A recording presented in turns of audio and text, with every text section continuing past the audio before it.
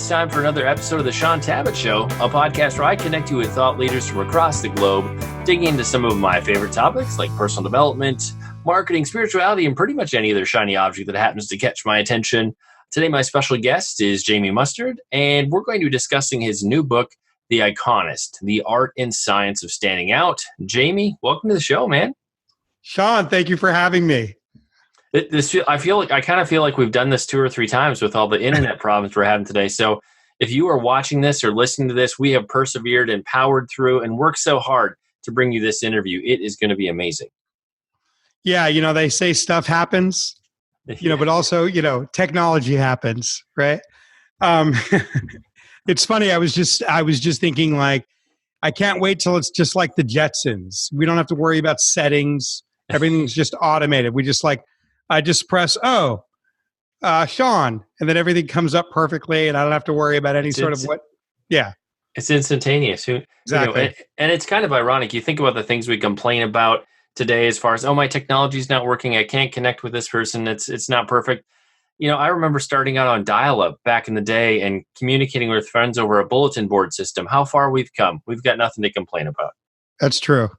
And speaking of technology, that goes to one of the primary subjects of my book, which is about technology overload and the psychological stressors of that, and the intense social effects that that's having on us. Kind of digital messaging overload, and most of us are unaware of it. It's one of the major. It's probably the first third or fourth of my book covers this issue. Well, before we get into the book, I'm going to back you up because I want people to actually know who you are. But I like the banter. We're going to have fun in this conversation.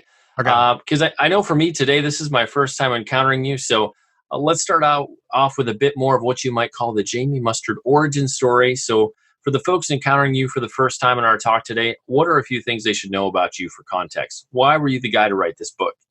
It's a good question. I had a very unconventional childhood.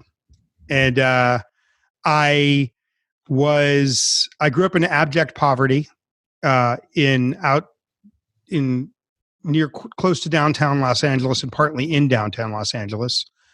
And, in neighborhoods, Mexican and Armenian neighborhoods. And I felt a tremendous amount of invisibility.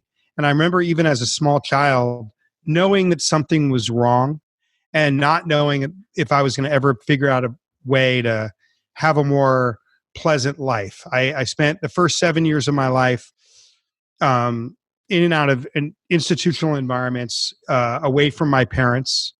I think I was dealing with invisibility as a child. I don't think I have been Houdiniing myself out of that situation since I was a child. And I don't think until I actually finished the book did I see any connection between the invisibility I felt as a child and the fact that I stumbled across, 30 years later, I stumbled across these primal laws that explain why we pay attention to one thing and discard another. And that these primal laws are unchanging from medium to medium.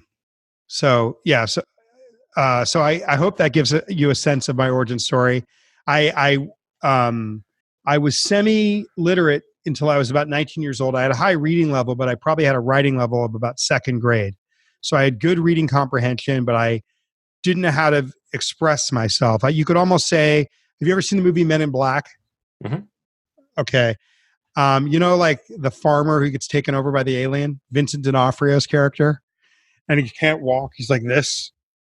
That was me as a teenager. I mean, I had all this inside me that I wanted to express, but I didn't have the language, the math, the English, the history, all the other things that I needed to be able to express myself. So I was discombobulated in that way. When I was 19, my grandmother said, "Hey, if you ever want to turn your life around, and you want to come to New York, you can stay here rent free." Well, not rent wasn't free. Rent is you being in school. So looking at my future as being something that was going to be just, a drudgery of manual labor. Out of desperation, I took her up on the offer and moved to New York. And I started off at community college taking remedial classes. And it was the first time I was able to work with support, emotional support, physical support for the first time in my life on my education.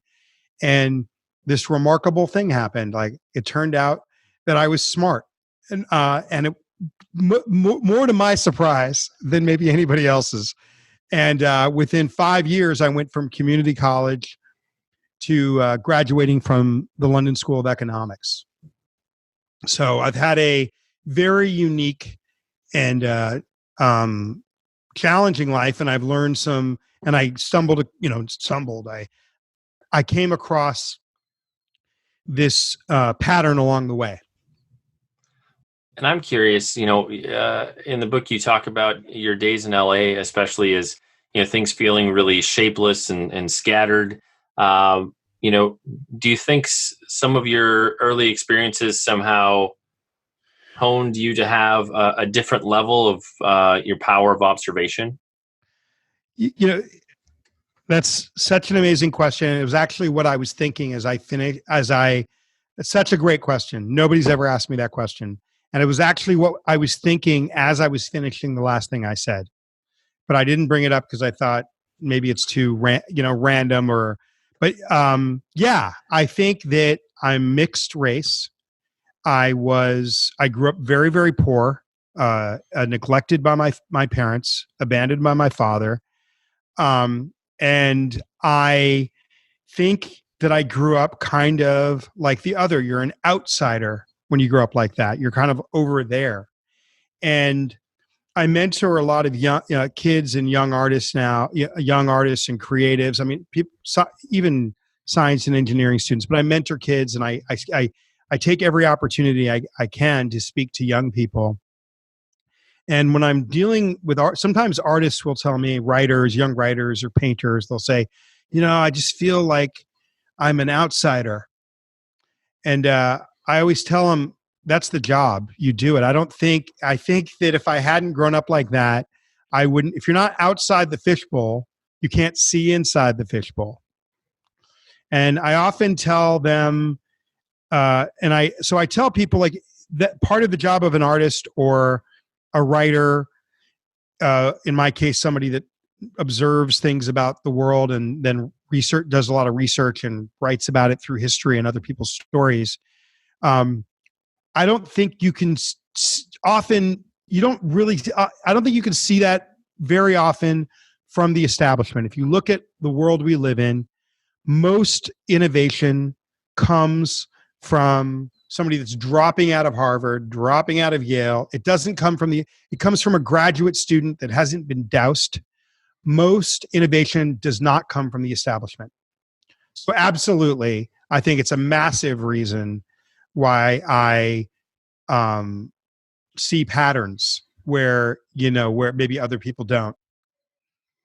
I would love to have you take us a bit deeper into the transition from community college to the London School of Economics. On the one hand, I'd love to hear what drew you to studying economics, and then how did that empower you as far as understanding patterns? Because with what you've described so far, it seems like you had a propensity to observe them, but how did studying economics take you to that next level or push you into that next phase? So I just asked you 5 questions. No, I get that, and I get it, and I really appreciate the question because I know I often tell that story, and it's not very common that someone says, "Whoa, wait a second, explain that story to me. How does that happen?" That just doesn't happen, right? So, I was rarely in school growing up, and by the time we moved to Eugene when I was 12, I think I tried for a year, and then I just didn't have the support. So by the time I got into high school, I was just truant for all my classes because I couldn't understand them. So it was just being in class was a depressing activity. I needed glasses. I didn't know I needed glasses. We were poor. So I just didn't have access to resources. So I would sit at the back of the class and just think I was dumb. But there was a period when I was at Lockwood Elementary School in Hollywood, East Hollywood, not the nice part. at a largely Hispanic school in second grade, Mrs. Ferris's class, where they had a big spelling bee, which was the biggest test of the entire year. So what was weird about my brain is I could read at a high level and I had good comprehension. My problem was expression. I didn't have language, English, math. I didn't have an education to express myself, but I was always good with words in terms of understanding things. So they had a big spelling bee of 100 words, which in second grade felt like 1,000,000 words. And I was the most underachieving invisible person in this class of poor kids, mostly from Black, Hispanic, and Armenian backgrounds. And the teacher started alphabetically going through the test scores. Carolina Valenzuela, 47 wrong. James Black, 32 wrong. I'm making up names here. Joey Simpson, 38 wrong. And she started going down, and when she got to the M's, she passed my name over, and a shot of fear and anxiety shot up my spine that I must have gotten them all wrong, and she didn't want to embarrass me. And she went all the way to Z, and she said, okay, we have one more. And I just thought this woman, Mrs. Ferris, was about to humiliate me when I was already pretty humiliated as a child. And she said, James M., 2 wrong. And it was the only time in my life where there was some indication that maybe I had some smarts that I was unaware of, and the people around me were unaware of. So there was that singular moment. Most of the time, I just didn't go to school. So when I moved to New York, and again, if I leave something out of the story, please catch me, because I sometimes can leave things out. But when we moved to New York, or when I moved to New York and took my grandmother's offer, I didn't have a monkey on my back. I started taking remedial classes in English and math, and they had free tutors at Westchester Community College outside of New York City. And so I took advantage of all the tutors. And in that class, and again, I've never told this story before publicly, but in that first semester at Westchester Community College, I took a basic economics class, Economics 101. Okay. And this remarkable thing happened. For the first time in my life, without having studied something, with having no foundation in something, I remember being the first time in my life, I just understood something. I just got it. It kind of just, all the graphs and the way of thinking and the methodology and the systems jumped off the page at me. Supply and demand, like I get that. I just got it. Opportunity cost, economies of scale, like all this stuff just kind of made sense. So after a year there, I transferred to a small private college. It also maybe an hour outside of New York City, and I was still having literacy problems. And I think they really just took me into that college because I came from a poor background and I was a minority. So I think they thought, okay, in fact, my grandmother said you should try to apply to this school because they're looking for underprivileged kids to give a hand up to. So we actually picked it for that reason. And there I took a more advanced economic class. And one day, the chairman of the economics department said to me, "Hey, man, you're really struggling. You're getting 70 to 90, 85% on your tests, and I think part of the problem is your writing level. I think actually you'd do higher on the test. You'd probably get close to 100 if you weren't dealing with your literacy issue. So why don't you come to my office?" He had just gotten promoted to, eventually that guy became the provost of the school, but I think he was the chairman of the economics department. So he allowed me to give my tests in economics verbally. And then I started getting straight A's in economics. So again, I had a knack for this subject. And and then I had a girlfriend at the time at the school, and she would help me rewrite my papers. So I had to work 10 times harder than anyone to get I got on the dean's list, but I just took me 10 times the amount of time because I would have to rewrite every paper with my girlfriend helping me to make sure the English was at a level where it could reflect how much I was studying. So it was very, very difficult. And then I applied to go on to a 1-year program. I heard that the London School of Economics was the best economic school in the world. And it was really like this pipe dream. I didn't think I could ever go there because of my foundation and my background. But this kid from Denmark was applying, and I went. And one day when I was doing my tests in person with the chairman of the economics department at this school, I mentioned it to him, and about the general course, he could go for a year. And he said, if you try to do that, I will do everything in my power to help you go. I will transfer your student aid package. I will rally, even if you could just go for a year, I'll rally the dean of academics. I'll rally everyone to write you letters. I'll help you put together a package. If you want to aspire for that, Jamie, I will help you do it. So I did it, and I almost had a nervous breakdown doing it because I didn't think I could do it. But I got in for a year program. Okay. And again, by then I'd been at this private college for a year and a half, and I had made up a lot of ground in terms of my fundamentals, my remediariness. And I was starting to feel like I was catching up. And I was struggling at the London School of Economics, like with these really complicated classes. And I was so, in order for me to survive there, because your exam is what your grade is what you get at the end of the year.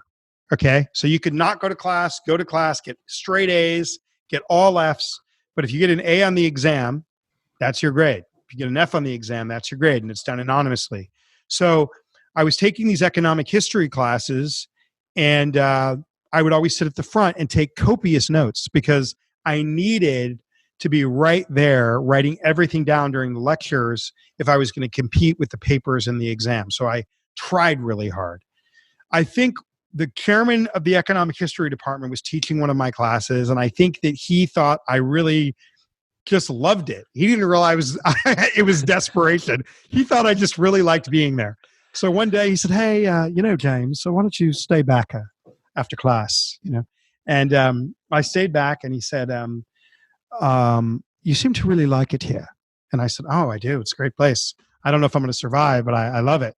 And he said, "Well, you could actually stay here and finish out your degree in the next couple of years if you had a sponsor and you were on academic probation. You could actually become part of the school." And I said to him, "Yeah, I don't have anybody to do that for me. I don't have a sponsor. Sorry." And he said, No, James, I'm offering."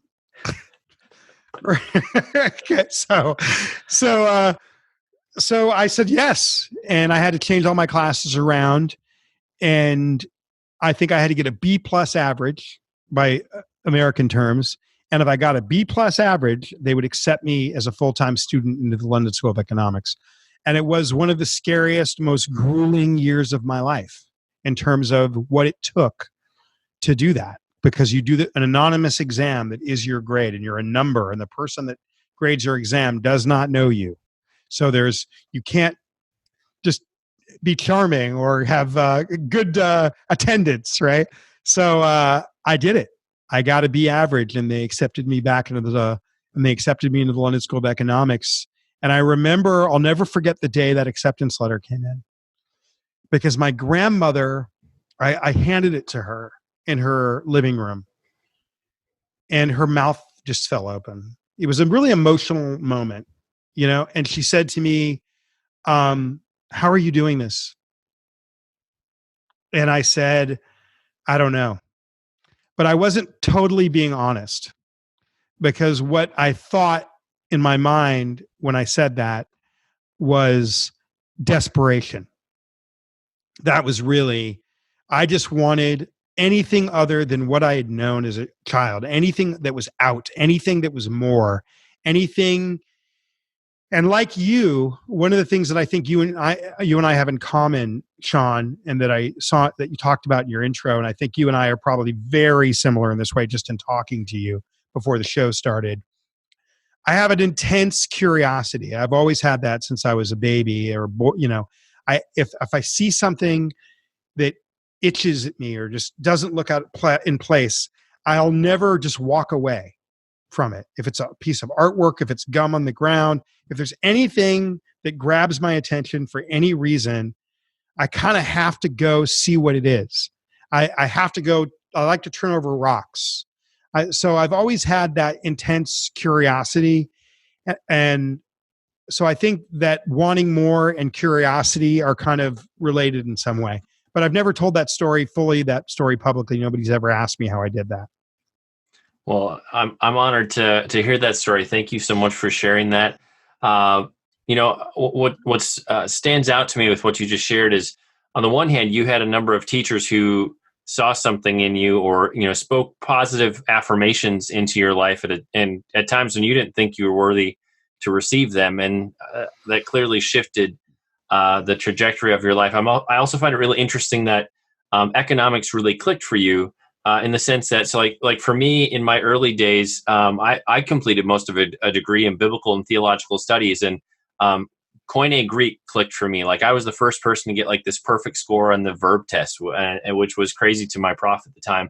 My brother-in-law, who's actually a pastor now, he has a PhD in quantum physics, and so for him, he encountered physics in high school, and he's like, "Oh my gosh, my brain just works this way," and that's kind of how I felt with Greek studies and such. And as you look back, like, what was it about economics that just clicked in your brain? Was it the patterns or what you got to observe? Like, because it feels like you're just like, oh man, I don't even, it's almost like you're not learning because you just understand it. Like it makes sense. Yeah, it was like that. I mean, I think that maybe I was like, I mean, economics is a social science. It's not like a blood test or hard science, right? But I think that maybe I'm a person that was always trying to interpret the world. You said something in your last statement about my experience that I thought was very poignant, because you talked about worthiness, and I'm going to answer your question, but sure. I did recognize at a very young age that my primary issue, the primary thing that I was going to have to overcome, was worthiness. Somehow, even as a teenager, I could look in the neighborhood and I could say, this environment, this circumstance, my parents not really being that interested, this is assigning me a value. And the hardest thing that I'm going to have to overcome is to recalibrate that value for a lot of something, for worthiness, for education, for love, for all the things in life that make us full people. So I set out to deal with worthiness as a teenager, and it took me over 20 years I'm still dealing with it, but to really deal with it. So that's a very important point. Is I saw that as the primary problem, and I went to work on it, and it took 20 years, and it was the primary problem. If I look at my biggest accomplishment, it is not the London School of Economics. It's not having a book. It is where I started, being so degraded and so low and so wanton, and getting to a point where I feel valuable and I can contribute to the lives of others. And no one's even, like, you're asking me about this. People don't often ask me about this, and no one ever expects it, which is also another strange part of it. I always thought that I would wear poverty on you could be able to smell it on me for the rest of my life. And because I could smell it on other people, and I could smell it on members of my family, and I have a brother that's homeless in New York. I mean, he's doing better, and he's doing better, and he's on his way out. He's improving his life. But I just thought, I did not think I thought people would be able to smell that on me. So when they couldn't smell that on me, I thought, okay, I'm getting somewhere. I'm not wafting. This isn't wafting off of me. But to and then what was the? Now I want to get back to the question. Sorry. I hope it was okay that I went down that tangent because I think it's important. But what was the question one more time? Oh man, now I have to remember because I went off script too.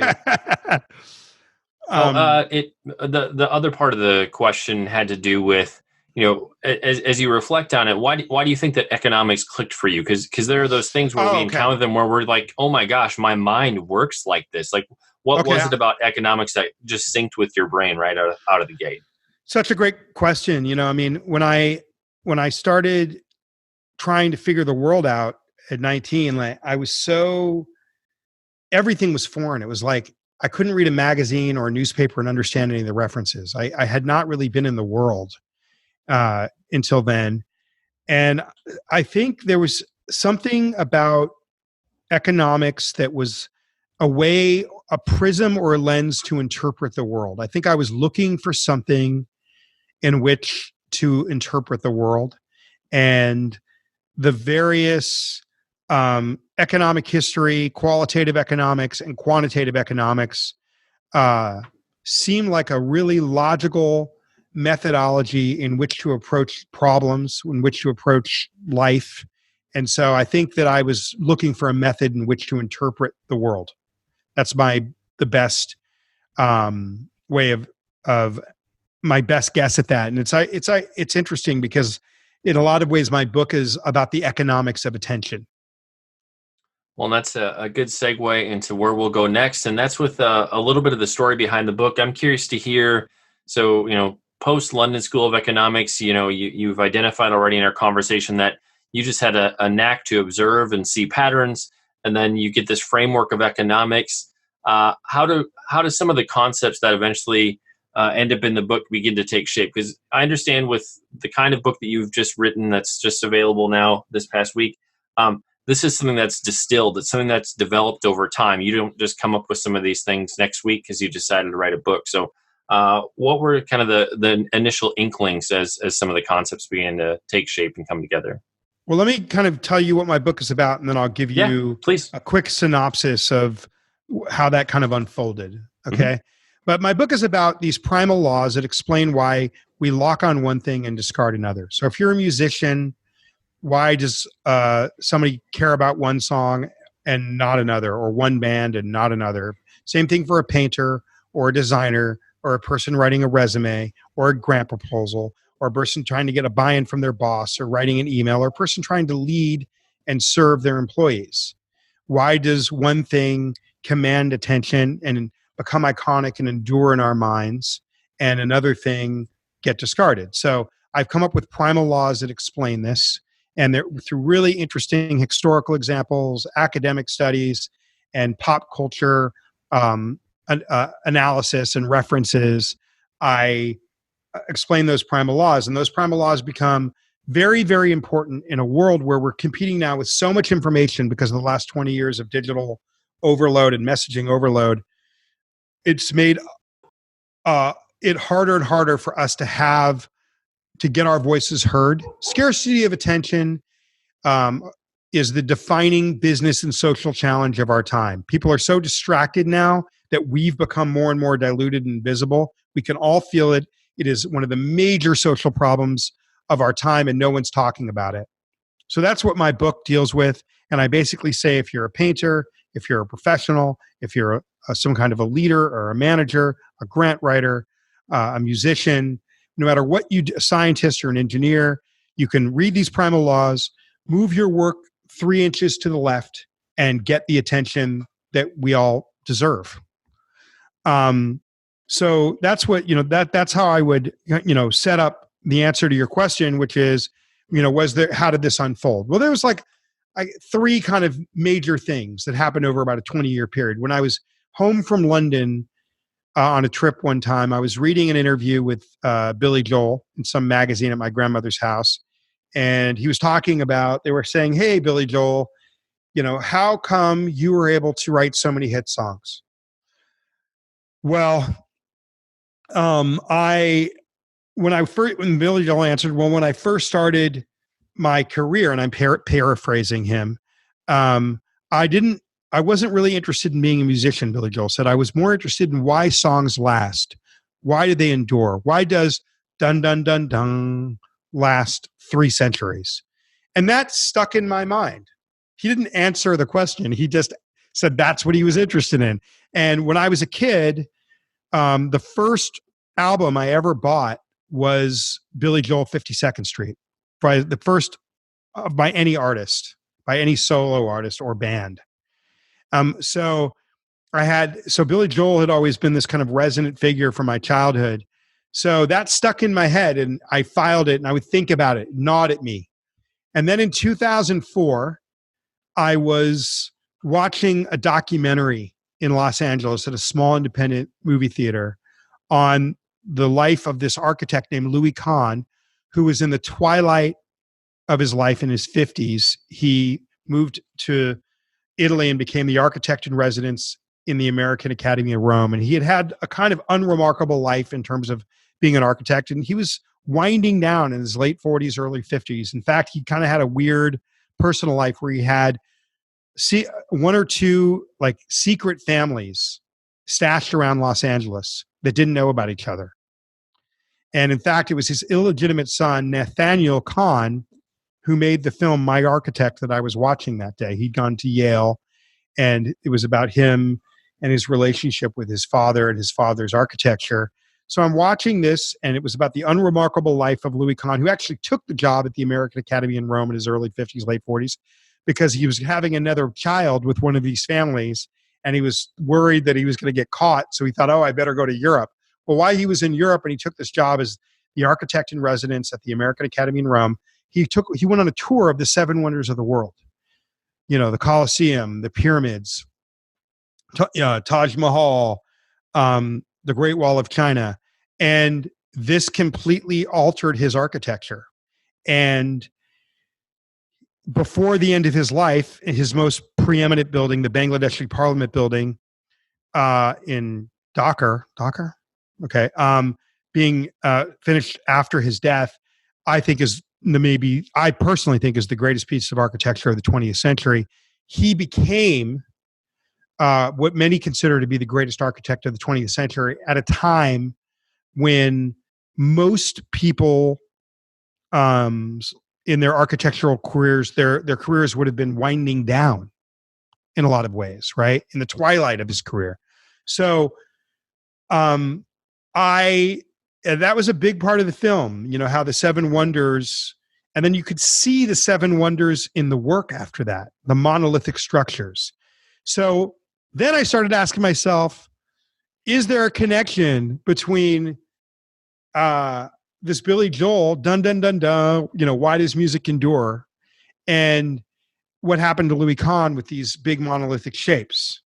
And then I filed that. But it was like, at that time, it really messed with me. Like, what's going on here? Why would that make a difference? Why would so then I was kind of wound up by it, and I stayed wound up. And then about 2, maybe 3 or 4 years later, 3 years later, I started working. I had a bunch of failures. I had some business failures that really broke me, and were just devastating. And I thought, okay, I need to stop trying to be an entrepreneur and simplify my life. And I got a job doing strategy and pitching for a industrial PR firm that did PR for scientists and engineers and innovators and manufacturers. And this PR firm had a very unique process. They would take one article, and they say, you know, we were doing somebody that made parts for aerospace. Well, there was 15 magazines in aerospace. What they would do is they would write one article, and they would run that one article in all the top aerospace magazines, 13 out of those 15 magazines at one time. And at some point, I connected. It was in working for this PR firm that I finally made the connection before like a monolithic central idea that is unavoidable to the eye, instantly understandable, repeated. And so working for that PR firm and doing this, simplifying things for engineers and innovators and scientists, that's when the connection happened. I finally saw the connection between these engineers that were trying to simplify a way to communicate their products, the monolithic structures of Louis Kahn, and the beautiful nursery rhyme type melodies of Billy Joel. So that was when I finally made the connection. In fact, it was a particular aha moment where the owner of that PR firm, I was so good at pitching clients that she said, you should write a sales book. And I'm like, I'm not a salesman. I educate people and I care a lot and I work hard and I have good ideas. And she kept saying, you should write a sales book. And she would never leave me alone because I was her best pitcher. And one day I went to Westwood and I was going to have lunch with an ex-girlfriend in Westwood. And we were eating at this vegetarian restaurant. And she said, what are you up to? I said, oh, the owner of this PR firm. She wants me to write a sales book. And I think she's crazy, but she just won't stop talking about this book that I got to write. And this is over a dozen years ago. And that girl said to me, maybe it's not a sales book. And in that single moment, I saw the pattern. And I said, I got to go. And I drove straight home. I went into my office and I wrote 18 pages of outlines in terms of how the laws work freehand. And I had to come up with some terms and, make some things kind of more exact to carve it out. But everything that I wrote down in that outline that day is the essence of the book, of what the book became. And I started beta testing it immediately. Started doing it for clients. No, go ahead. Keep going. Yeah. So there was that single moment. And that thing from over a dozen years ago is the foundation. Everything that was written that day is in the book, interspersed as the foundation of the book and the primal laws. Awesome. That's like a Batman level second part to the origin story. I love that. That's awesome. That was great. Isn't I always think it's funny. Like I didn't really know until I do. I mean, you interview a lot of people, Shaun. Is that common for people to have like an aha moment? Oh, yeah. Or is it? So it's not. That's not so uncommon. Well, I think it more relates to when you have something that is kind of a life message, and I get the sense for you like this book. This is the culmination of what so far has been your life's work, and it ties back to how you came up in the world and how you learned to function in life and in business. And so it just feels like it's a message that's very core to who you are. So when you get talking to somebody about what I would describe as a life message, there are those aha moments where all of a sudden it just clicked and it came together and it was beautiful. So. Yeah. I mean, it's really true. I mean, I don't necessarily, when I decided to spend the next 10 years or so of my life on it, I didn't really see it as like, oh, this is going to be a culmination of my life's work. And even though maybe that's true, I think the point of view that I took was you're only as good as your source material. Like a movie is only as good as the screenplay. A song is only as good as the melody. Okay. So when I saw the pattern, because I had been to the London School of Economics and studied a lot of patterns, right? I thought the first thing I thought was, I don't think I'll ever come across something this important. And I didn't think it was going to take me 10 years, but I thought even if this took me 10 years, I thought it would take me 2 years. Okay. But I thought, and then I would be the next Malcolm Gladwell. But I thought, even if it takes me 10 years, I don't know. Like I have other books I'm going to write. They're already in process. No matter what I do, I don't know that I'll ever come across something as important as I came across in this book in terms of how it can help people. And because I know what it's like to be invisible, I am very motivated for people not to feel that way. There's actually psychological manifestations that occur from all this digital overload. If you were, so it makes us feel anxious about whether we're going to be heard. Most of us feel like because we can't compete with all this white digital noise, and I can get it. There's a lot of infographics and explanation of how much information we're competing with now as humans. I really didn't think I when I came across these primal laws of what could get people to notice you no matter what you do, and that I thought it could work as a simple mechanism. The problem wasn't even as bad yet, in the sense that it was like probably 2007. That was before Facebook, Twitter. These things were broad. Pinterest, Snapchat, WhatsApp, text messaging was what it is. Smartphones, all that stuff hadn't come around yet. And then in doing that, after 10 years of my life, I kind of felt like part of me wanted to make a 500-page tome to express 10 years of my life. But I had a really brilliant publisher that convinced me that if I wanted to do it right, I would condense it into 22 short chapters, make it very conversational and easy to read, so that every and any kind of person could blaze through it.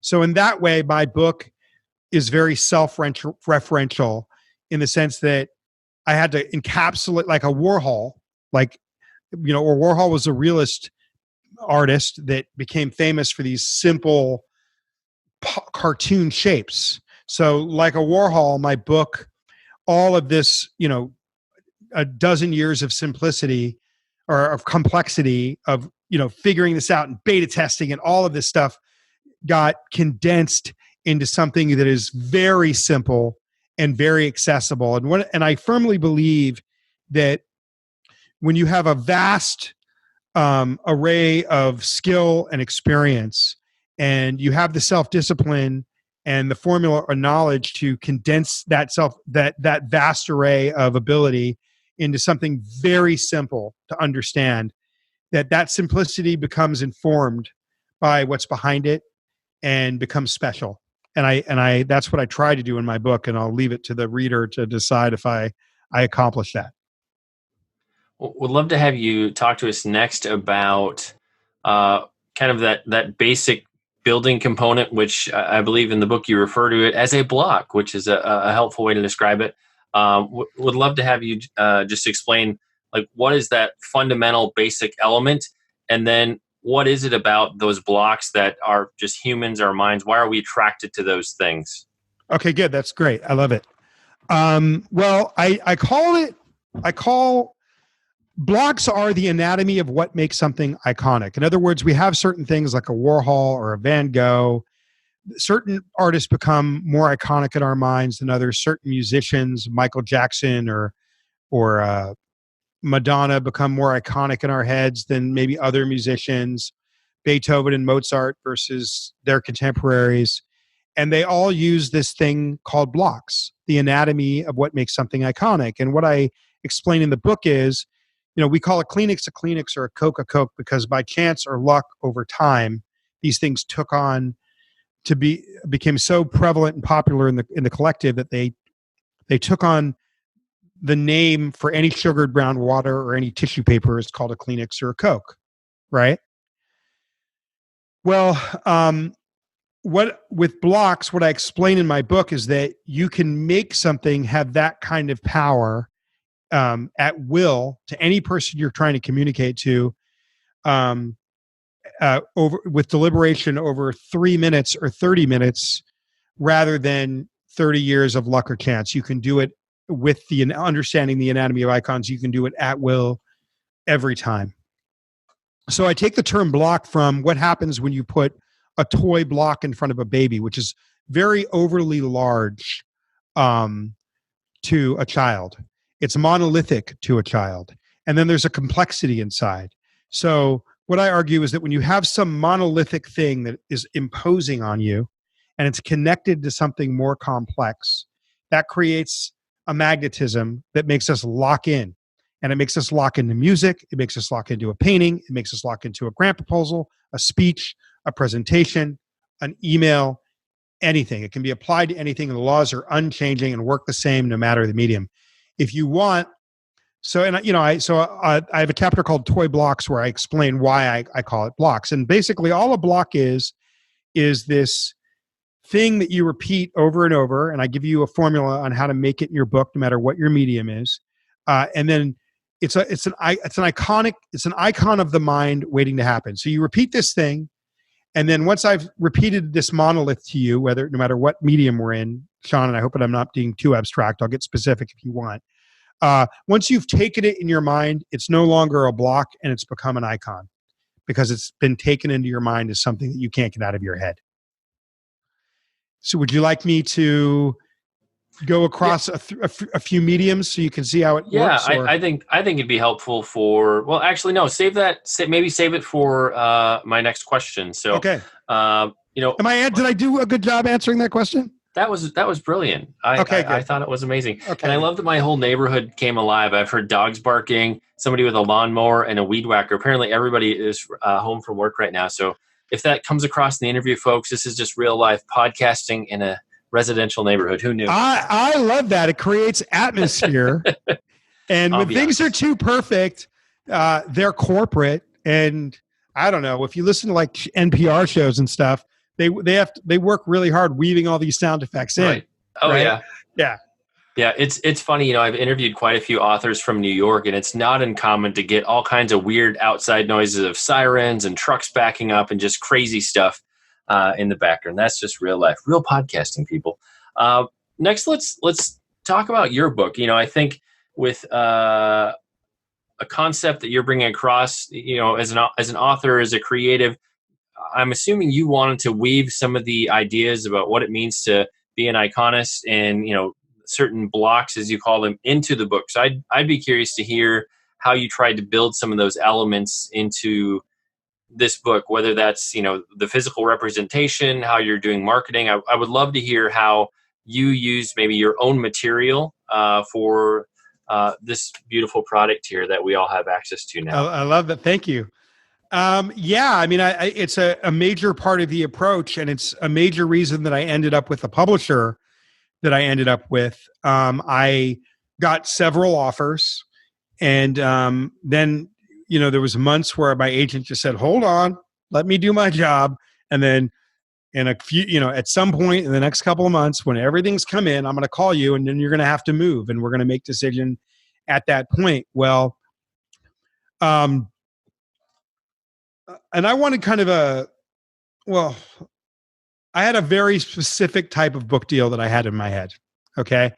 And the publisher and most of the New York publishers that I was talking to, you go through your agent, you don't even really talk to the acquisitions editor, okay, that's buying your book. Well, with one of the publishers who I think is one of the most innovative, maybe the most innovative, incredible publisher in the world, my agent said, the publisher wants to talk to you. I said, the acquisitions editor wants to talk to me, which I even thought was strange. She said, no, the publisher wants to talk to you. Higher up on the food chain. Yeah. So I thought, well, that's strange.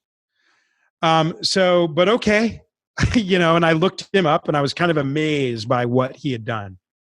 And the books he was publishing and how they were doing and how innovative they were, and like kind of a mind-boggling and very selective. So I was already kind of like, I can't believe this guy wants to publish my book. So we had, the call was booked probably months in advance, and busy guy, and we had this phone conversation, and he instantly had glommed onto some things that I'd done in my proposal. I created one of the things that I talk a lot about is scarcity of attention, because we're constantly being distracted by digital overload. I have incredible research and examples of there's been lots of material about how we're all distracted and how we feel distracted as people. What I do in The Iconist is I take the flip side view of that. I say, well, if I'm distracted all the time, what does that do to you, Shaun? Because now I have no time to pay attention to you. What is the effect on you to be able to not get my attention as a person that needs buy-in in life? And that was where I think my approach to digital and text messaging overload is very unique. I call that dilution. If you were a writer or a professional trying to get a job 50 years ago, you'd just be competing with other people that wanted that job as a computer programmer, say. And you would see it in the classifieds, and they'd get 100 resumes, and they'd look through, and you'd be competing with 50, 100 people. Now, on an online job board, you might be competing with 10,000 people. Well, the person that's looking at those resumes, if they're looking at 10,000 resumes versus 100, they're not looking at those resumes the same way. You've now become diluted. You've now become more and more invisible as a human, and there's psychological manifestations that are occurring because you feel more invisible. It's like a bass note. We all feel it. It creates anxiety, paralysis, dissatisfaction with life, and in many cases, depression. A lot of us don't even try because we don't think anyone's listening anymore. I have research in my book that talks about how your IQ actually drops points just because your cell phone is sitting in front of you. That's how much distraction it creates. There was a woman doing research for Microsoft and Apple in 1998 named Linda Stone. And she coined the term continuous partial attention to describe how people were so distracted they were only partially paying attention now. And so if people are only partially paying attention, all the people that you need to get buy-in from in life for your business, for all the things we want to do, what does that do to you as the psyche and in terms of the person trying to get attention? And I do this case study in my book on online job boards. How many people think that these big online job boards is a great place to get a job? 29% of Americans thinks that these big online job boards is a great place to get a job. Reality is that out of 1 million applications, 1% get hired on these job boards. So what does that do to the psyche of the person applying if they don't know that they don't have a 99%? They're getting beaten over the head and they're feeling more and more invisible. No matter what you do to give, if you were a writer or say you were a baker 50 years ago, all you were doing was competing with every baker, other bakers. Now, everything competes with everything. You're competing with the digital overload and you're invisible, whether you like it or not. And that is what my book is the antidote to. That's what it attempts to solve. Yeah, there you go. That was amazing. Now for the other part of my question, what were some of the elements you baked into the book? Okay. So we were talking about, okay. Can I give 2 more short examples before I answer your question? No problem. This is brilliant stuff, man. Keep going. This is how I want you to think about your own personal invisibility and how I want you to think about dilution. If you were walking around the street in 1955 I'm in Portland, so I'm walking around Portland, Oregon, I would be hit with about, in terms of billboards, things like that, maybe 250 advertising messages a day. The last time this was studied that I could find in the late 90s, it was Americans were hit with 5,000 to 7,000 advertising messages a day. This is before social media. So my estimates at this point are probably that, and if you get the book, you'll see why I make this estimate, but it's probably somewhere between 10 to 15,000 messages a day. You couldn't process 1,000. Okay.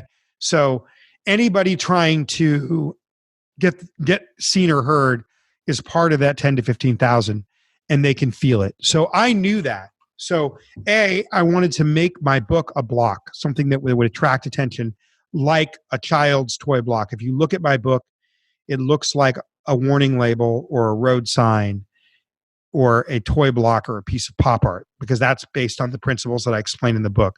If you get back to my publisher story, I'd put in my book proposal 22 short chapters, and I was really expecting every single publisher to go, no way, man. Are you out of your mind? You're going to condense this down to 10 chapters and, get in there with the editor and shut up. Well, when I got on the phone with this particular publisher who wanted to talk to me, the brilliant Glenn Yeffeth from Ben Bella Books, he said, 22 short chapters. Yes. I love it. I mean, he said at the beginning of the call, it was shocking to me. And there was a book that came out in 2011, 2012 by Nicholas Carr.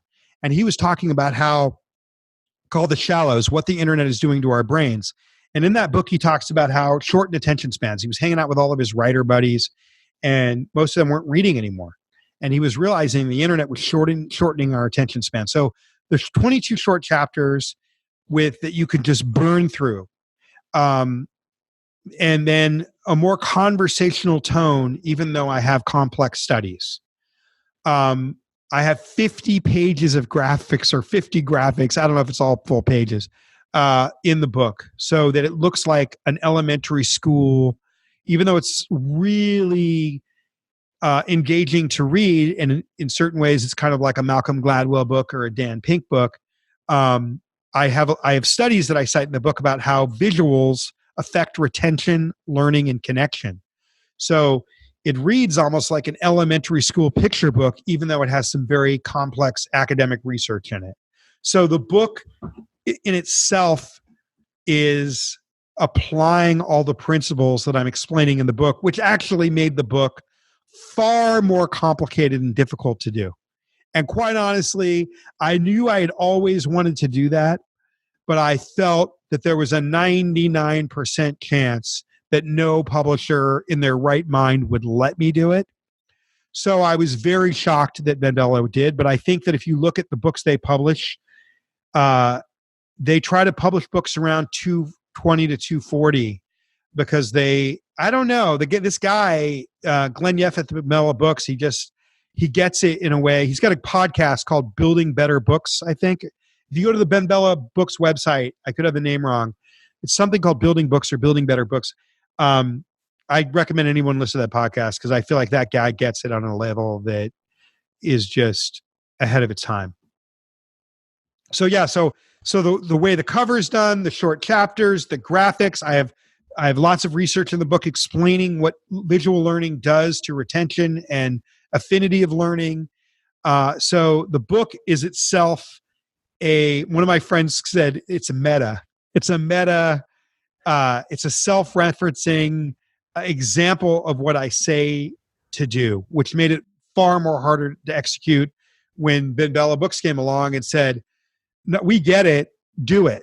Which then it's like, "Oh, you're going to let me do that?" I don't even know if I can do that.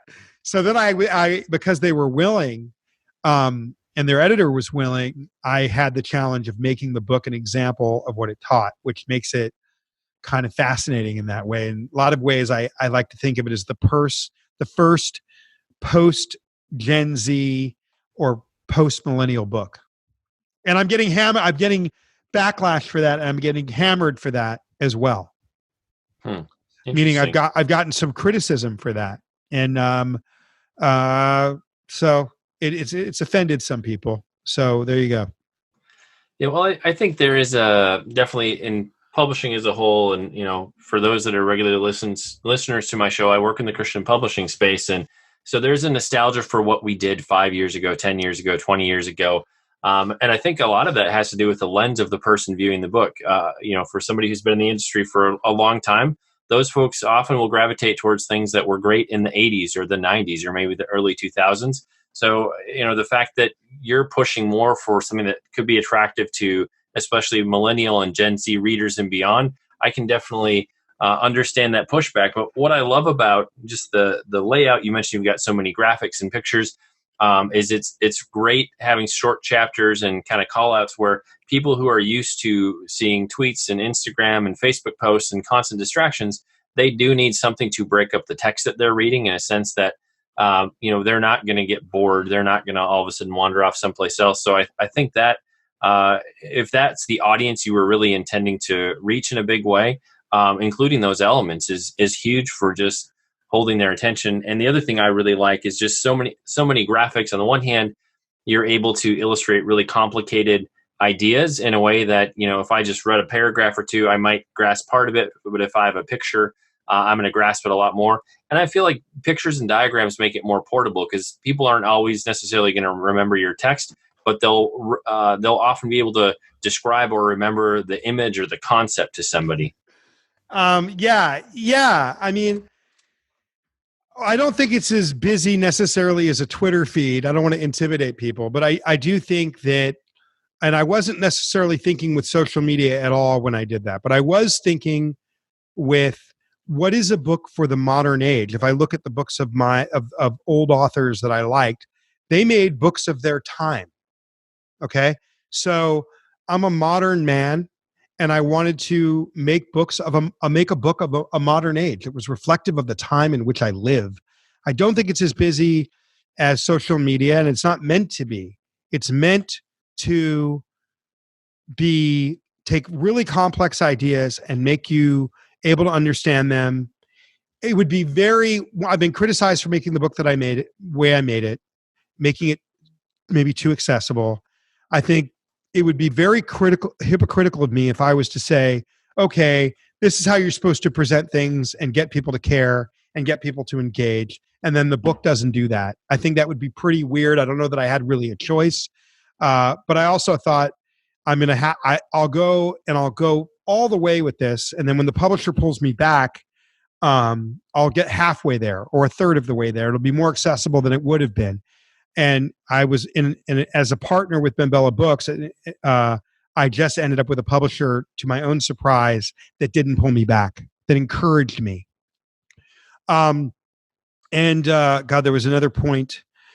This was the other point, thing that you said that I thought was really poignant, and that is, I've been doing talks and consulting with this for 12 years or more. And so I started beta testing it for politicians. I mean, I could tell you a lot even about Trump, right? And what without any getting into the politics of whether you like him or don't like him, I can tell you why he's effective, okay, in terms of what he does in relation to my book.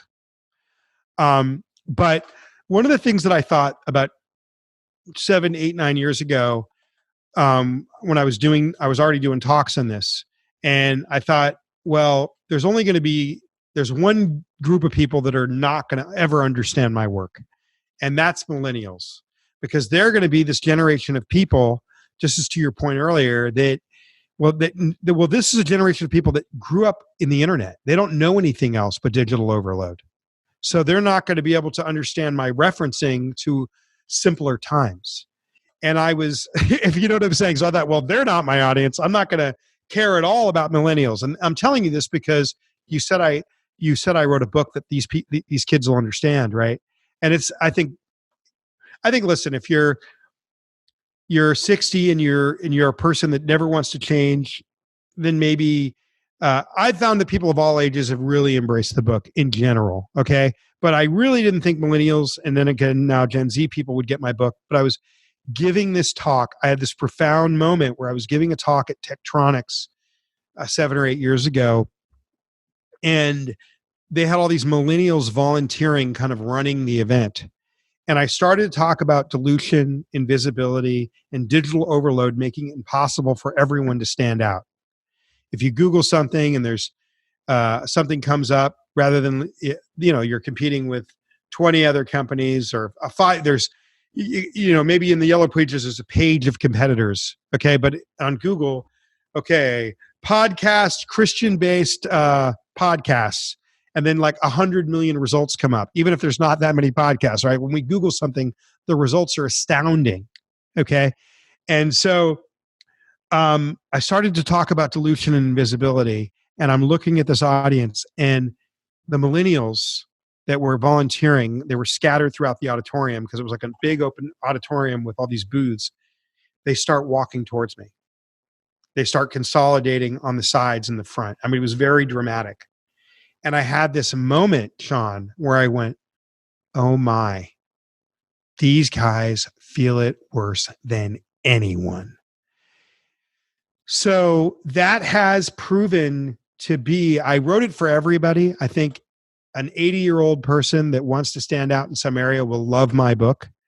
But I've been incredibly pleased that I'm solving this problem for millennials and the Gen Z that really have an intense anxiety as they enter the world about whether or not they're going to be able to get the buy-in that we all deserve as human beings. We all deserve a chance to have people hear us. And it's a major part of how we see ourselves. We spend 1/3 of our lives working, but it probably makes up 2/3 of our self-esteem. Maybe 4/5 of our self-esteem is what we derive from work, sadly enough.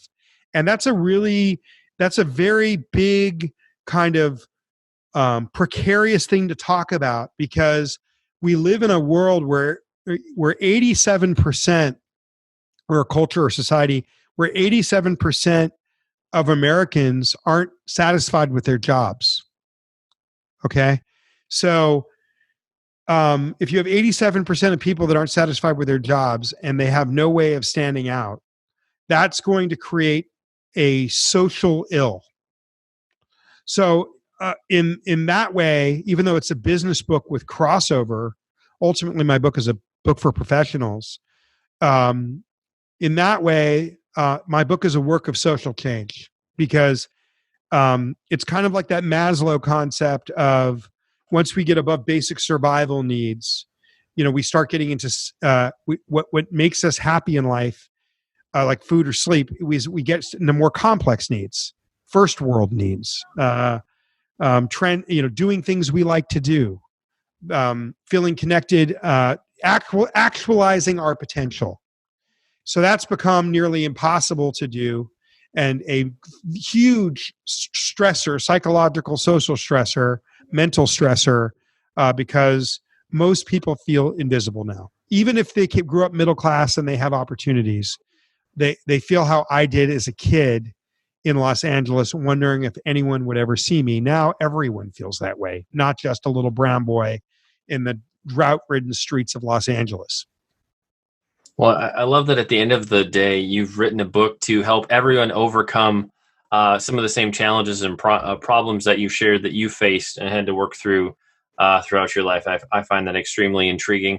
But in terms of, you've been teaching this, like you said, for 9-10 decades. You've really distilled it and helped. Oh, sorry. Yeah. Sorry. 9-10 years. Yeah.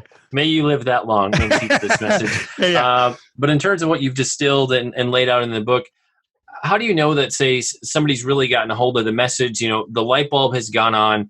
How are they looking at whether we're saying their world differently or the audience they're trying to reach? Like, what's the mental shift that takes place for somebody when they really grasp what you're sharing in the book?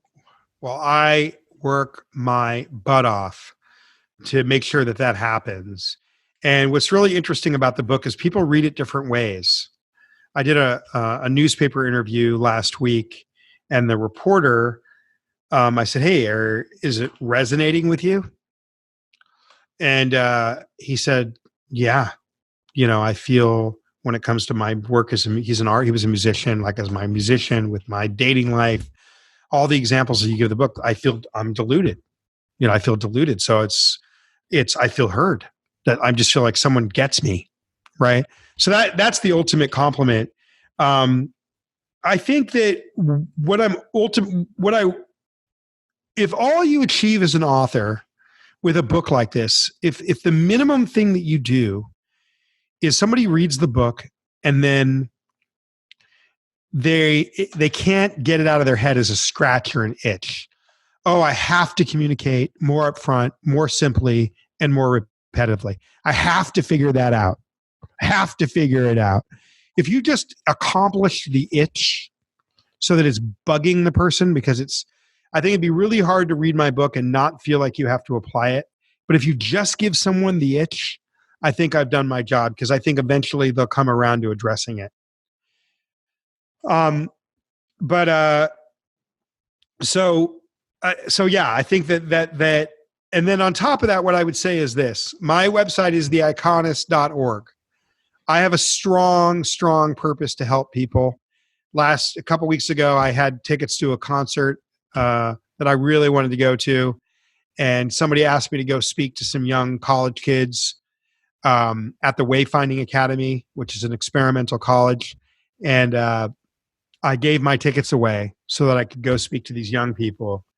And it was something that I had tickets for months and was looking forward to. But I'm very much driven in trying to give people a voice. So I would encourage anyone. It may get to a point where I get too busy and overwhelmed, and at that point, I'll create a system on my website so that I'm always able to help as many people as I can. But if somebody reads my book and they're not sure what to do, send me an email and you'll hear back from me. and I'll do what I can to help you. Because that's ultimately my goal. Is I want the mental relief that comes from knowing that you can get the attention and the buy-in from others, whether you're a painter, a singer, a musician, a composer, a professional, a person working in an office. Yeah. And if you want, I can walk through maybe you want people to buy the book, but I'm also happy if you want, I can walk through how a block works from medium to medium, but that's up to you. But my goal is a social one, and I love to hear from people. So I never want anyone to feel stumped. So I don't think you would after reading the book, but I love to hear from people, and I love to communicate and help people.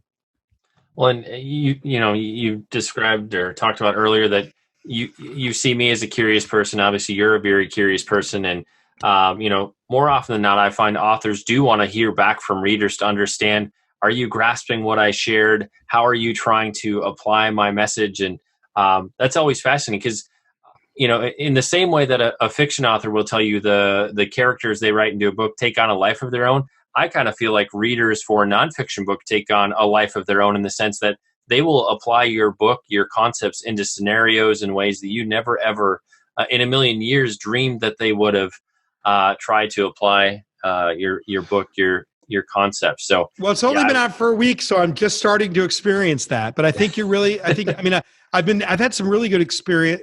I've been doing this for for CEOs too. So I coach everything from kids and people starting out in their careers to professionals to CEOs to painters to musicians. Like, you can't imagine who comes to me to be coached. But I had one CEO that complained, like, there were too many examples, there's not enough examples, there are too many examples, everybody's got their view of what you do. But this guy kind of said, well, you could have done this differently. And then he said, well, here's the deal. I need blocks. I need to, what is it going to take, to have you help me do this for my company and build blocks into every aspect of my brand. I'm doing that for him. So I don't even think on every level he got it as much as, he's an older guy, as much as some people get it right away. He's probably in his 70s, this guy, but he didn't get it as much as maybe somebody else would, because he's an engineer.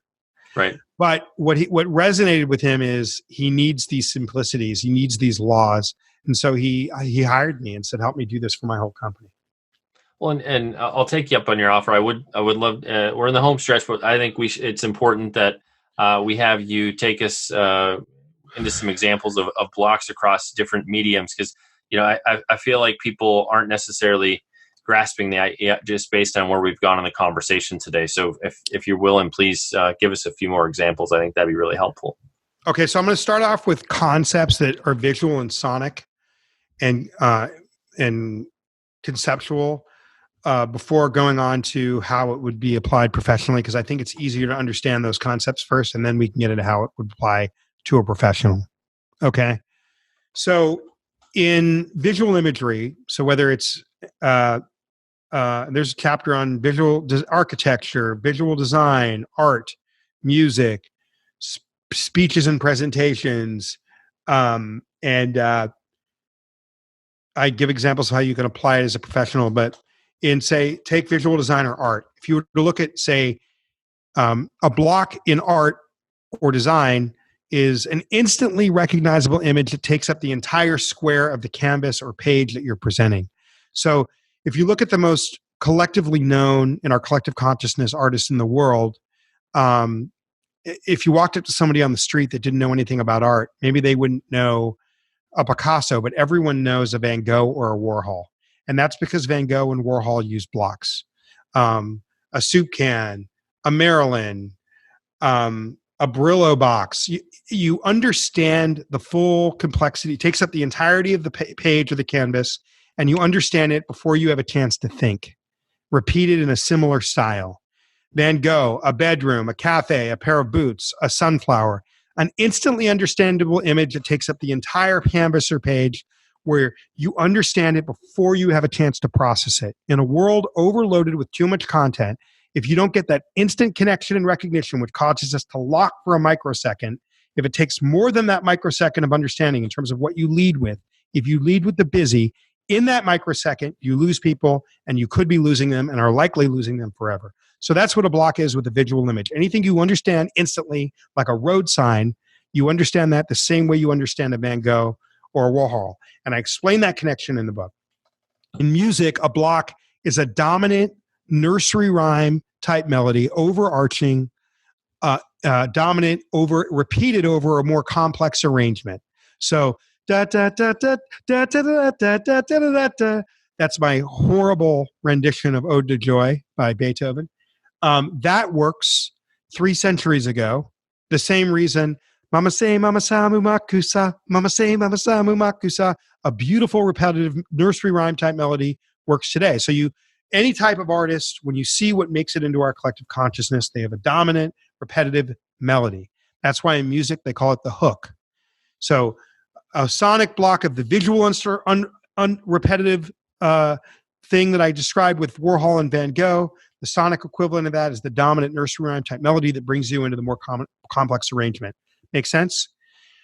In speech, if you were to look at something like Martin Luther King Jr., the most famous speech in the world, what shocked me when I was in school in London is that speech is not just famous in America. That is the most famous speech in human history. I would meet kids from China. They know that speech. That speech is the most famous speech in human history. And it's a relatively short speech of just over 1,600 words, 1,650 words.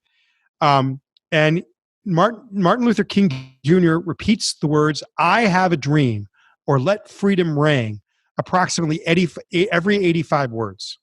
And it's those repetitive words that bring you into the more complex aspects and sentiment of the talk and allow you to recall the speech and recall the sentiment of the speech.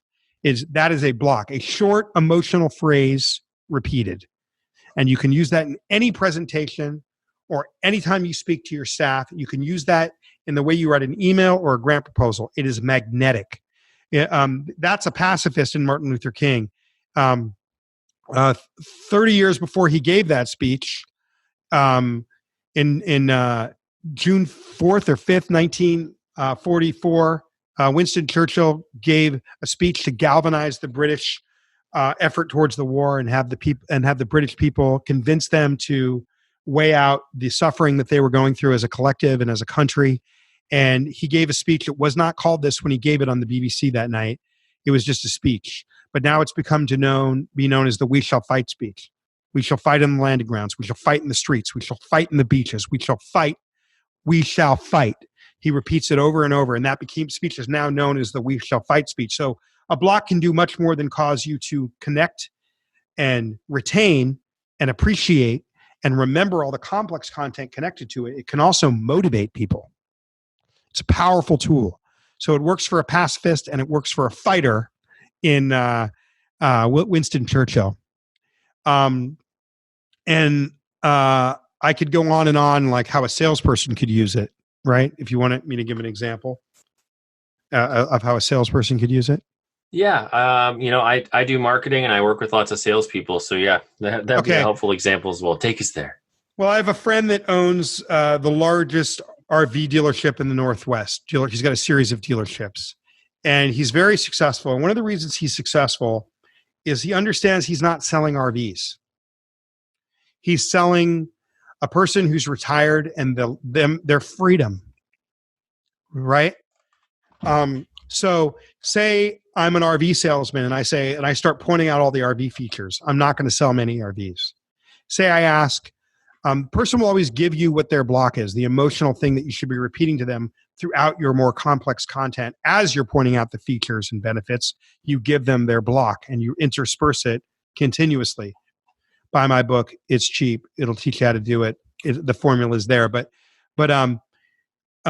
say I'm selling RVs and I say to somebody, everybody always will give you what they care about. And they say, well, I just want to move around and see the world and experience life now that I'm retired.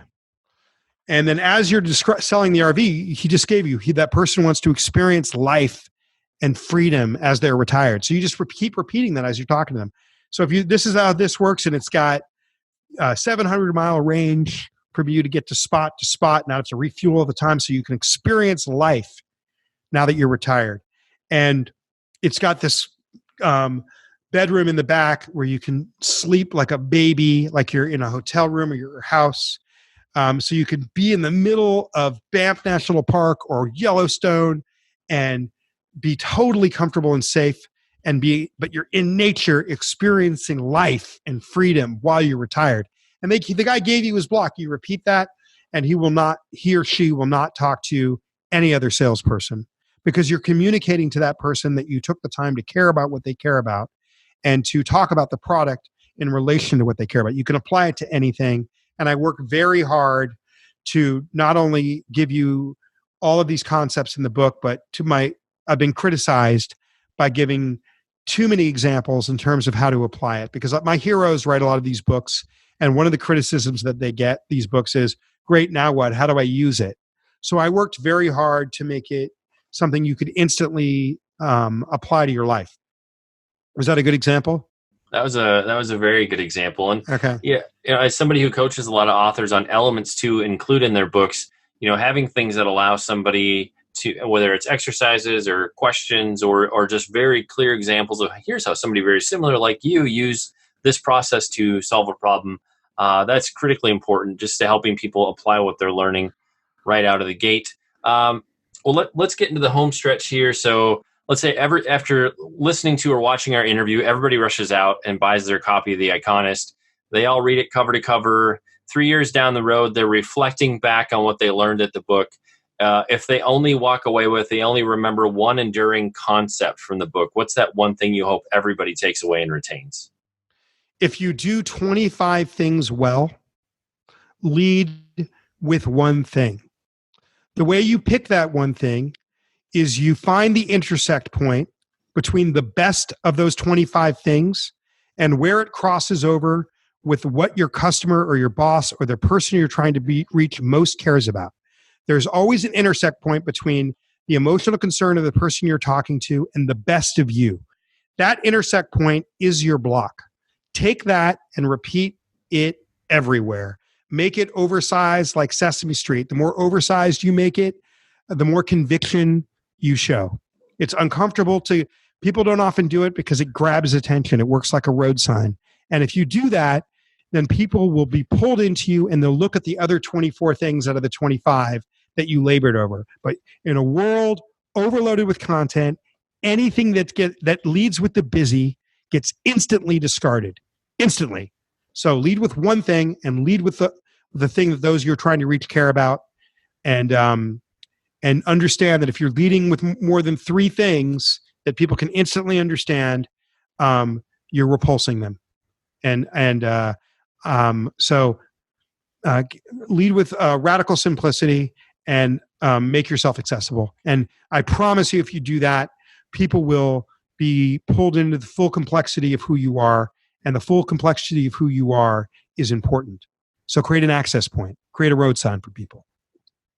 And Jamie, where can the listeners go online to connect with you, to find out more, and to pick up their own copy of the book? If they want to send me an email, they can go to theiconist.org, theiconist.org, the title of the book. And if they want to buy the book, it's available at every major retailer, audiobook, Kindle, and it's on Amazon. So just Google The Iconist book and you'll see 1,000 places to buy it. And you read the audiobook. So if during this interview you have just enjoyed and been drawn in by Jamie's voice, he narrates the whole darn thing. So you're going to want to check that out as well. Thank you. or if you just found his voice really frustrating and you don't even want to listen to my voice, get the Kindle or hardcover edition, your choice. I love it. No, but like I do with every episode, I'll have detailed links to the show notes, all the places you can connect with Jamie, all the places where you can pick up your own copy of the book. It's time to bring this episode of the Shaun Tabatt Show to a close. Many thanks for being a part of my conversation with Jamie Mustard. Once again, the book we talked about today was The Iconist, The Art and Science of Standing Out. And for more on Jamie, to connect with him, find out more, a great place to start is the book's website. Once again, you can find that at theiconist.org. And Jamie, I just want to say thanks so much for sharing with us today. It's been a great pleasure and an honor to have you on the show.